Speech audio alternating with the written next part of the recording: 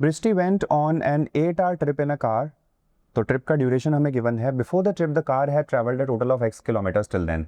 Trip से पहले already car ने x किलोमीटर का डिस्टेंस कवर कर लिया था। x जो है वो एक होल नंबर है और पैलिंड्रोमिक है, यानी x जो है वो अनचेंज रहेगा जब उसके डिजिट्स को रिवर्स किया जाए। तो यहाँ पे आपको ये समझना है कि पैलिंड्रोम क्या होता है। तो एक ऐसा नंबर होता है जिसके डिजिट्स को अगर आपने रिवर्स ऑर्डर में लिखा है तो भी आपको सेम नंबर मिलेगा। जैसे फॉर एग्जाम्पल यू हैव 1 2 3 2 1। अब अगर आप इन डिजिट्स को रिवर्स ऑर्डर में लिखेंगे तो भी आपको सेम नंबर मिलेगा। सिमिलरली वर्ड्स जो होते हैं जिनके लेटर्स को अगर आपने रिवर्स करके लिखा तो भी आपको सेम नंबर मिलता है, उनको भी हम पैलिंड्रोमिक ही बोलते हैं। जैसे फॉर एग्जाम्पल ARORA। राइट, तो आप में से किसी का अगर सरनेम है तो कमेंट सेक्शन में ड्रॉप करके जरूर से बताना है आपको।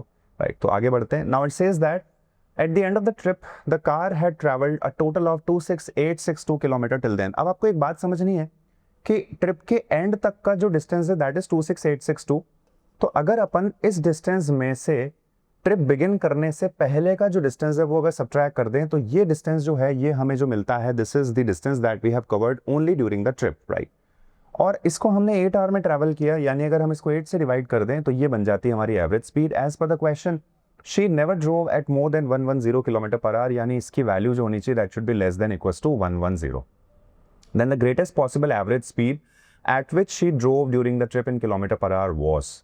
अब देखो आपको ये समझना है यहाँ पे कि x के ऊपर जो है वो कांस्टेंट है कि x एक पैलिंड्रोमिक नंबर है।